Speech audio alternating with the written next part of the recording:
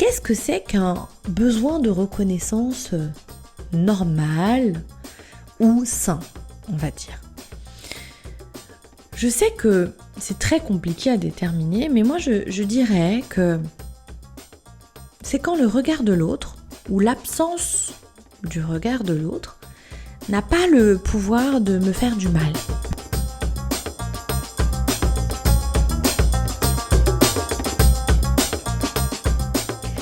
Hello tout le monde, bienvenue à toi, je suis ravie. Je suis ravie de te retrouver pour continuer à approfondir notre relation à nous-mêmes, aux autres et au monde. Ce podcast est de plus en plus un rendez-vous précieux pour moi, un rendez-vous intime et profond, où question après question, je dessine des nouveaux espaces de vie pour moi et j'espère sincèrement que tu en fais autant. Je suis touchée par tes retours, par ta confiance, par ta curiosité et ton intérêt. Et puis, je suis vraiment touchée par la manière dont tu m'accueilles dans ma liberté et ma propre curiosité envers toi et envers moi. Alors, aujourd'hui, j'ai envie d'aborder un sujet complexe avec de multiples couches et donc de multiples manières de l'aborder. J'avais envie d'introduire, de questionner et de creuser avec toi autour de notre besoin de reconnaissance. Tu sais, ce truc où on est là et on regarde les autres encore et on espère quelque chose. Et souvent, évidemment, on ne le dit pas. On a tous besoin d'exister dans le regard des autres, de la société, de notre environnement. Moi, je ne crois absolument pas à l'idée qu'on puisse se suffire de notre seul regard à soi et de vivre loin de la société et des autres. Je ne crois pas qu'un jour je vais pouvoir cuisiner un repas pour mes amis ou ma famille, mes proches et ne pas attendre de connaître leur retour. Je ne crois pas que en préparant un super petit-déj à mes enfants le matin, j'attende pas un regard de maman, c'est le meilleur petit-déj du monde. Je ne crois pas que je puisse préparer une conférence, un podcast, un bouquin, une consultation sans être dans une attente de j'espère que ça a fait du bien et j'espère que je suis alignée à ce que je propose. Je ne crois pas que ce soit possible. Je ne crois pas qu'on puisse vivre sans l'autre et sans son regard.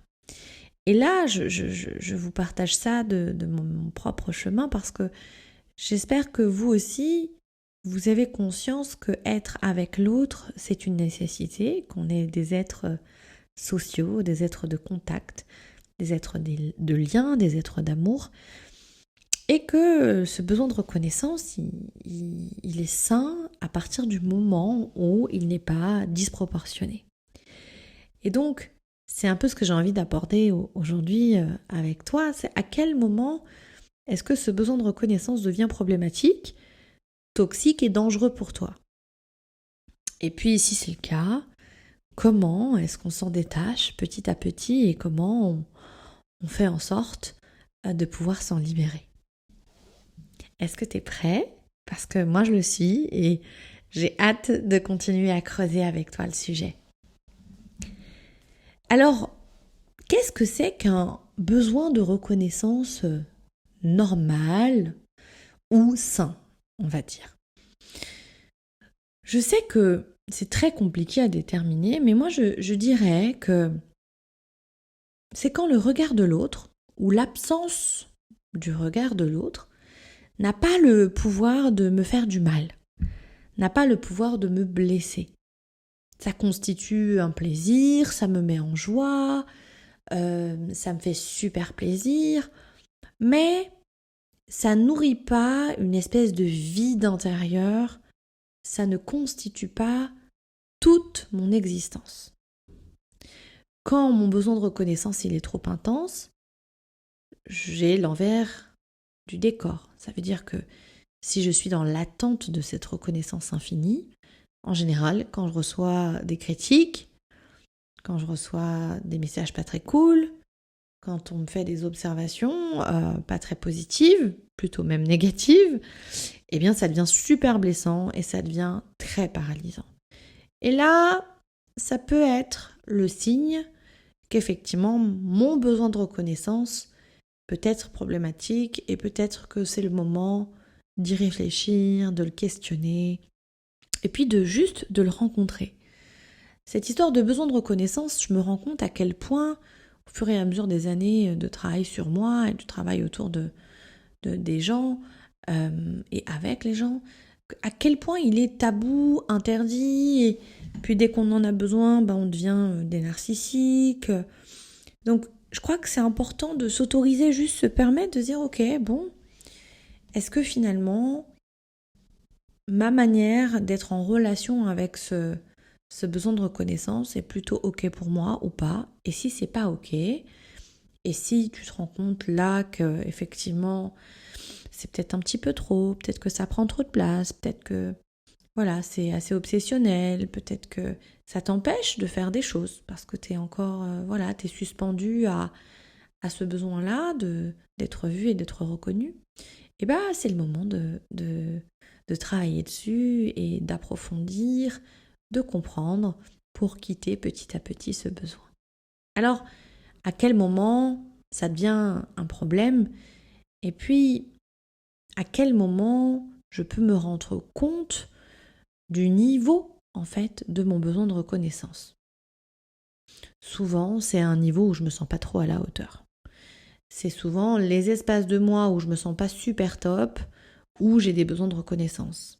C'est des endroits de moi où je me regarde déjà avec pas beaucoup de sympathie, pas beaucoup d'encouragement, pas beaucoup de force et de soutien. Alors on a différents endroits où on a besoin d'être reconnu. Parfois c'est juste, on a besoin d'être entendu, écouté, d'être vu physiquement. On a aussi besoin, je l'ai vu à plusieurs reprises, d'un statut social, donc dans le cadre du travail, mais aussi dans le cadre de la vie de couple, être marié, avoir des enfants. C'est aussi un moyen d'être reconnu de la société. Et puis on a aussi ce besoin-là qui existe chez certaines personnes d'avoir des biens, d'être reconnu dans ma possession, dans ce que j'ai, dans mes richesses, dans ce que j'ai acquis. Et là, c'est un niveau encore plus matériel. Alors, évidemment, quand j'ai repéré un petit peu l'endroit où je sens que j'ai un besoin de reconnaissance, c'est le moment de me questionner sur, bon, ok, mais est-ce que je peux observer comment ce besoin de reconnaissance est problématique dans mon environnement et puis dans ma vie au quotidien, quoi.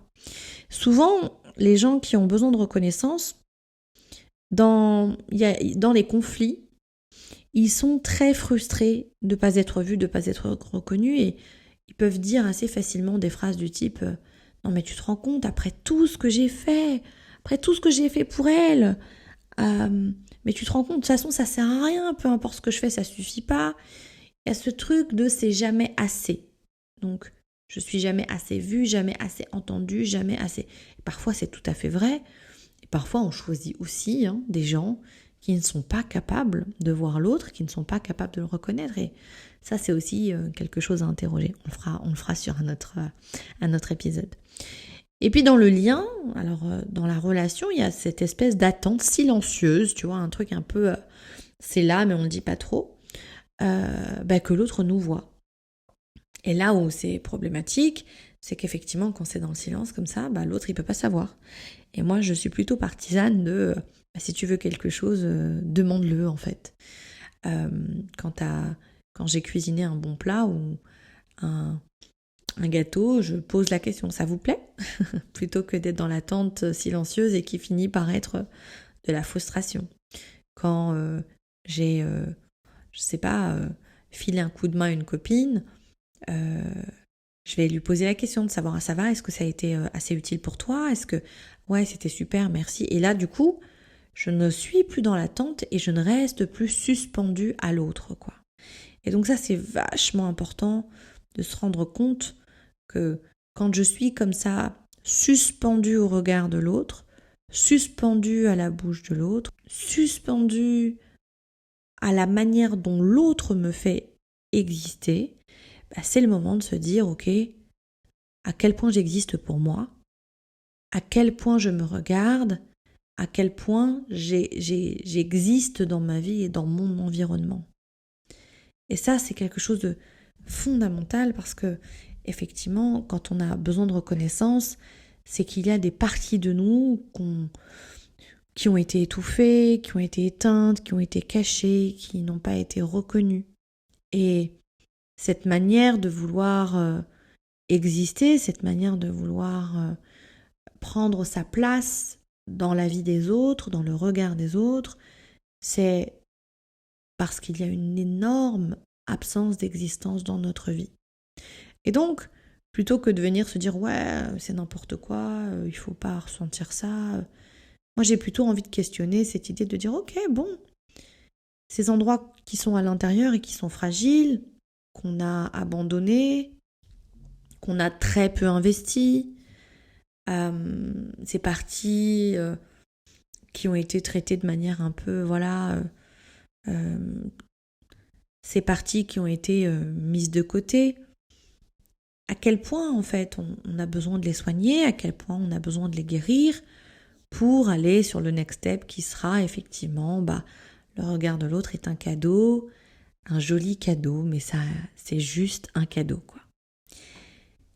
Quel est donc pour moi les steps, je pense, à mettre en place pour pouvoir aller vers la sortie de ce schéma qui n'est pas très sain pour soi.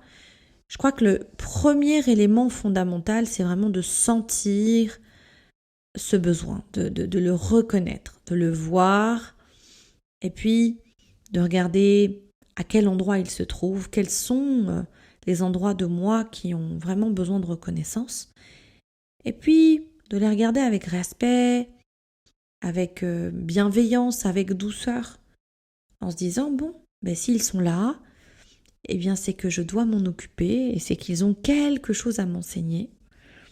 Et pour moi, l'aspect fondamental, c'est effectivement cette idée que si l'autre est un moyen de me permettre de regarder les endroits que j'ai à soigner, c'est aussi un cadeau. Donc, prendre le temps de sentir, prendre le temps d'écouter, prendre le temps de soigner. Et donc, prendre soin, c'est ça. Prendre soin, c'est se dire, ok, c'est là, c'est présent. C'est pas mal d'avoir besoin de reconnaissance. Ça peut être douloureux. Et c'est là la nuance. J'ai trop vu de gens en souffrance et dans la honte de leurs besoins de reconnaissance, de leurs attentes. Et ça, je trouve que c'est très, très, très, très, très compliqué de vivre avec ça, de vivre avec cette attente-là et de se dire, en fait, je n'arrive pas à accomplir des choses qui soient effectivement alignées à qui je suis, alignées à ce que j'ai envie, parce que je suis là dans l'attente. Et on est d'accord, l'attente crée de la frustration, du conflit, et du conflit avec soi, du conflit avec l'autre, beaucoup de non-dits, beaucoup de tabous, et ça nous mène directement vers des relations pas très saines. Donc, en réalité, ce que j'ai envie de vous dire, et j'ai vraiment, j'espère sincèrement que le message va passer en ces termes, c'est-à-dire que c'est pas grave, en fait. C'est ok. T'as qu'à regarder les enfants autour de toi, ils ont envie d'être applaudis quand ils ont fait un joli dessin, ils ont envie qu'on l'accroche sur le frigo, ils pourraient même tapisser tous les murs, tu vois. C'est pas grave d'avoir besoin d'être vu, c'est pas grave. Mais ça indique à quel point à certains endroits tu as besoin d'être nourri et il faut prendre ce besoin de nourriture au sérieux pour pouvoir te soigner dans ces espaces-là. Et puis, il faut savoir que, en général, les personnes qui effectivement ont des gros besoins de reconnaissance, on va vite les juger, puis on va vite se dire « oh là là, celui-là, il fait sa victime, il est trop fragile », ou au contraire « oh là mon Dieu, il prend trop de place, il part trop fort, il fait trop de bruit ». N'oubliez pas de regarder, en particulier les gens qui sont proches de vous, hein, avec cette ouverture et cette idée que peut-être que si ces personnes agissent comme ça, c'est parce qu'effectivement il y a à l'endroit où elles font du bruit ou à l'endroit où elles se cachent des espaces de soins, et c'est pareil pour soi. Donc si tu es très discrète dans des endroits où tu aurais envie de boomer, si tu es très bruyante dans des endroits où tu te sens pas hyper confortable, pose-toi et demande-toi où est-ce que tu as mal. Pose-toi et demande-toi ce que tu pourrais faire pour avoir moins mal. Et à ce moment-là, le besoin, j'ai envie de dire la faim qu'on peut avoir du regard de l'autre, eh bien va tranquillement, petit à petit, se calmer. Et puis, j'ai envie de te dire autre chose. J'ai envie de te dire, je sais que tu l'as entendu plein de fois, mais je vais te le répéter, il n'y a pas de moyen rapide et super méga speed d'obtenir ce qu'on veut. Et dans ces espaces de nous tellement fragiles et tellement subtils, il faut respecter notre rythme. Il faut vraiment se dire que quand c'est là et quand c'est disponible, eh bien on le sait, et c'est là qu'on commence à bosser, et c'est là qu'on commence à ouvrir le sujet. Donc si t'en es pas là, c'est pas grave. T'es en train de faire plein d'autres trucs. T'es en train de t'occuper de toi à d'autres endroits, et c'est ok. Tu feras ça quand ce sera le moment pour toi, et peut-être que t'écouteras ce podcast quand ce sera le moment pour toi. Mais si tu commences à t'accueillir à ton rythme, si tu commences à t'accueillir en respectant ton rythme, je sais, alors ça va pas dans notre dynamique, dans la dynamique du monde actuel, speed, speed, speed, et rapide et efficace, mais c'est pas grave, parce que ce qui est important, c'est de se sentir et d'être avec soi. Alors, ça prend du temps d'être avec soi, parce qu'on a appris à être avec les autres, on a appris à être à l'école, on a appris à être au travail, on a appris à être avec nos familles.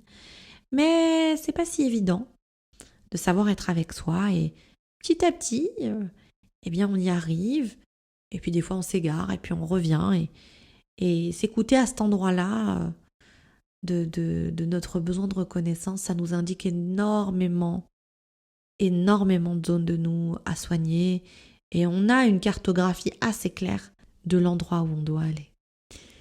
Eh bien, merci beaucoup de ton écoute. Je te remercie de ta confiance, et puis encore une fois, de ton intérêt. J'ai hâte d'avoir ton retour. Merci beaucoup d'ailleurs de m'en faire, parce qu'ils sont précieux pour moi. Et puis, je t'attends pour le prochain avec impatience. Je t'embrasse très fort. Bisous, ciao.